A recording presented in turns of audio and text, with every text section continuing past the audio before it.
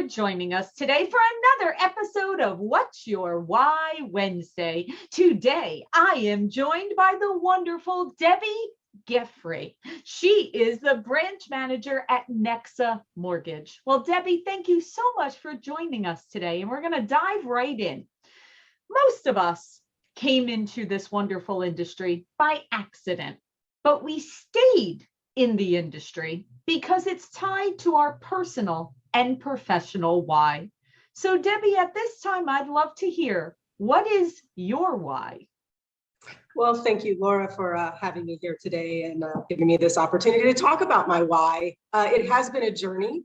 I did fall into the mortgage industry by accident, as you say. So I feel amongst friends, you know, when we talk about that.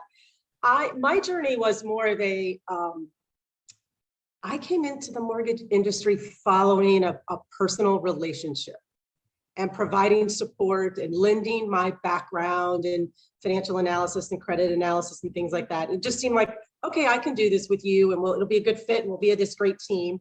And lo and behold, the personal relationship kind of ran its course, and I'm no longer in that.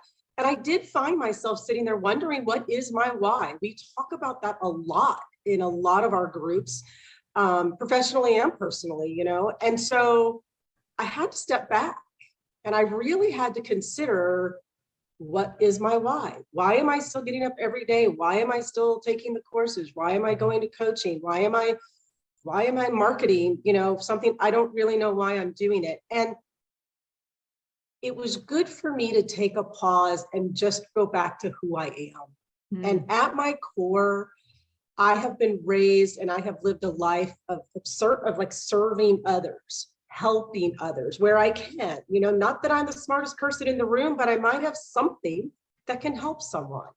And so had a very long career as a civil servant for the government. And I worked in rural America and helping people with small businesses.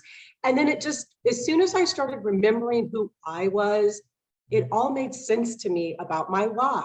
I want to help the people who want to buy a home, whether it's their first home, whether they're getting a larger home because their family's expanding, or I help someone who's downsizing a little bit, and that feeling of being, it's like a feeling of gratitude that you're able to work with people and you see the smile on their face and you're helping them realize one of their dreams. And then that just became my why. And it's what I do every day as I look to help the people that either no one else will help, or they just think they can't own a home. And I can kind of show them that, you really can do this. Here are the steps. And that's become my why, is back to my core of helping people. So let me ask you, and that's beautiful. That's a beautiful story. I'm curious, did you have to kind of step off the treadmill of life in order to realize down to your core, what your why was? I'm curious about that, because it almost seems like, because every time I love listening to people's stories. I think we all learn so much, by listening to others. And I hear a lot of, sometimes when you're caught in this routine of the same, sometimes you lose sight of that core. So what did you have to do to get that? It's not a pretty story. I've literally kind of had a breakdown. I had a moment when I was ready to walk away because I didn't know why I was doing this. And I felt very deep in, and I felt like I knew I had to go deeper to really make this work, to really be the kind of loan officer someone needs, that cares and understands them. I knew I had to go deeper, and I honestly didn't know if I had that energy, and I didn't know, I knew I didn't have the focus. And so I had to call a coach and say, I'm ready to quit. I don't think I can do this. And I was blessed by the fact that my coach knew better and said, no, you're just having a lot going on, and we need to just break down your life. Let's just address each thing, and then you decide. Because everything I was talking about really didn't have to do with the job, right? It was more about the personal struggles I was having.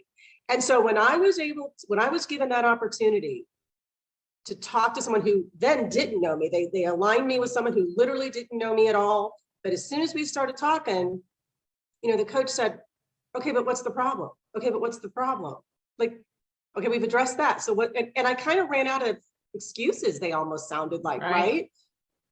And he said, you need to, like, 24 hours, all you need to think about is, like, can you do this? Do you want to do it? Do you have one nugget to hold on to of something good that you've already done that makes you feel like this is what you want to do? So I did have to stop. I had it probably took me a week before I decided I wasn't going to stop doing this, and I wanted to work with people. And when I came out of that, it was literally that figuratively, like, fog was lifted. I could see things clear. It was like having a new pair of glasses on. Yeah. It made sense. It felt right. And I knew why I was doing it. The phone all of a sudden started ringing. Realtors are sending me people. Hey, I got this person. They need a little, you're the perfect person for them. Like, you listen and you talk. And I thought, wow, I'm so glad that as much as it felt like failing in the moment, I'm so glad I allowed myself, and others encouraged me, to take that moment and just get off the treadmill, as you said, and plant my feet and take a breath and just, who am I? Who is Debi and what does she stand for? And is this how you want to use her? Debi, when was this? I'm curious, like, what timeline is this? So I have been in the mortgage industry for like 6 months, and it was overwhelming in so many ways. There were a lot of demands on me from coaches, from the company, myself, and then you have clients, and you're like, and I'm a single person. While I'm a branch manager, I mean, we don't have like a branch staff. So I answer my own phone. I manage my own calendar. I set my own meetings. I'm processing my own chief cook and bottle washer, right? You're all of it, right? Right. And so, it was like, wow, can I really do this? Like, I mean, I am not a person who looks down on myself. I've had a great career, that I've done many things I never thought I could do. So I have proven to myself time and time again, I have what it takes. But it was emotionally a moment when I truly had to stop and say, and getting off the treadmill, I mean, I do want to clarify, it wasn't like just about work. Yeah. Getting off the treadmill of life. Yep. Of every single thing that was happening to me personally and professionally, all my friendships, all my relationships, my family, my pets. I mean, I literally kind of had to get off the entire treadmill and ask people for help. Like, hey, can somebody keep everybody else alive while I just take a moment to assess? And too often people don't afford themselves that opportunity. They don't. And it's so important. And as you were speaking about having that new perspective, the word that was coming into my mind was clarity. It's like all of a sudden you had clarity, right? Because yes, I think we all can relate to exactly what you were saying about that fog, because when things are misaligned, when things just don't feel right, it does feel like it's almost like being a zombie, right? You're kind of like walking through life, like you're doing the steps and it looks like everything's okay, but it's not okay. But kudos to you for number one, recognizing, number two, taking the time to give yourself permission to get off that treadmill of life, not just of business, and be able to say, no, I need to get myself in order, because once I have myself in order, then I can take care of the pets and the business and the family and everyone else. And that is a lesson for everyone needs to hear that, because unless we're in order, the other stuff, we're really not at our best. Right. Wow. And we all want to be our best. I think we just lose sight of that sometimes. And again, I'm very grateful that the people around me were like, whoa, hold up. We got you. This is what you need to do. And so that was I was in the right place, surrounded by the right people. My professional coaches, my personal friend, and it really helped. That's awesome. All right. So we established you found your why, or you realigned your why. You probably had it at one point, but you realigned it. You realize now that you are there to serve, you're there to help, you're there to educate, all of that. So Debbie, I'd love to hear a story. We all have those families that and stories that just touch us, that we will always remember, where we know that monumental impact we've made. Can you share one of those stories with us? Absolutely. I had the absolute pleasure of working with this young family who had an almost 2-year-old. They had been renting, forever, their adult life. They'd never owned. And he just very quietly reached out to me with like, is this even possible? Like, I don't really make a lot of money. I don't, and they were very like humble and gracious people who were not looking for much. I mean, they just were the sweetest couple. And, I got their information and I said, well, yeah. And he was like, really? I was like, no, really. And from the time we made that decision until the time they had keys in their hand going into their first home was about, I think it was like 63 days. Wow. From the day they did it, they found a house. We did the inspections, and this was like a USDA loan, and everyone's like, "Oh, you're not going to get that done." I said, "You watch me." That's awesome. But if I have to call USDA myself, like watch, and I did all that, and I sit at the settlement table with them, and they were just so thankful to me. They were saying that, yes, I do it kind of, I did it for them, but the way they expressed their gratitude was just overwhelming. And I went a few weeks after they moved in and took them a housewarming gift. And the little one his birthday party was the next day. I mean, he was just turning 2 and he was so excited. He was taking me around the house to show me all his favorite things in this new little house and how he loved his front porch. He's like, his front porch was his play place. I mean, they were almost still in tears over the fact that they were homeowners and able to give their son, a home to live in. I mean, that's the fuel that keeps me going, That is why we do this. That is exactly right. And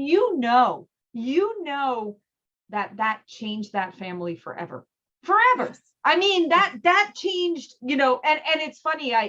Fabi was from First Option, was on What's Your Why?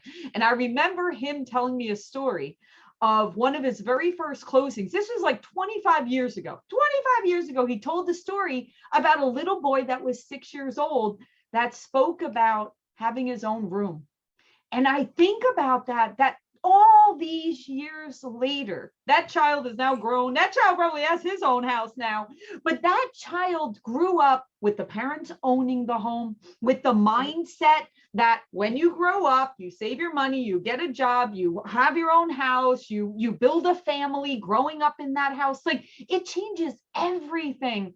And you did that for that family. You helped that family, and that little boy will grow up with that mindset for the next generation.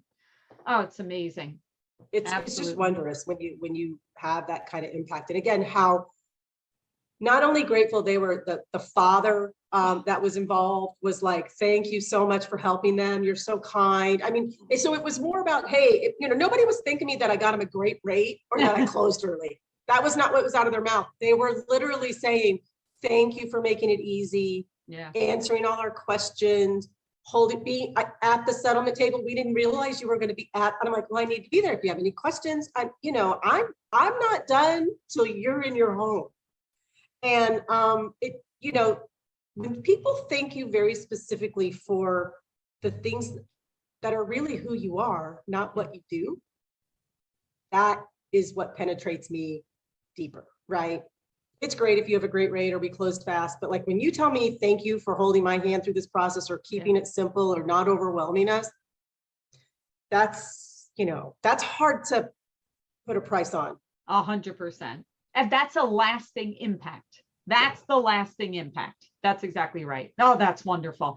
All right. So we've established how you came in, how you found your why, give us a wonderful story. And then to wrap it up, what do you want to leave behind in our industry. What do you want your legacy to be? After the days of youth, it's time for you to move on out of the industry. You know, I want people to know that mortgage brokers, like, we actually care, right? We care about the people we're working with. It's not a paycheck. You know, it's not a race to beat the competitor to get the whatever. That, especially the people I work with, right? I want them to talk about the, you know, Debbie, she cared. She cared. We don't hear those stories from other people. Like, I want to leave that you can actually do this job, be very successful, but care about the people that you're working for and getting them into their home, but from a place of caring and compassion. You know, for me, it feels like servitude. Like, again, I'm a civil servant. Like, I just was raised to serve others. So it just feels like that's what I'm here to do, right? I'm here to do the best for you and make it simple and make it easy. And that's what I want to be remembered for. And that's, you know, that's what I want more mortgage brokers to be remembered for, because I want to hear it as a common theme that, oh yeah, mine did that too. Oh, really? Oh, my, you know, that to me is where we can really make a difference in this industry.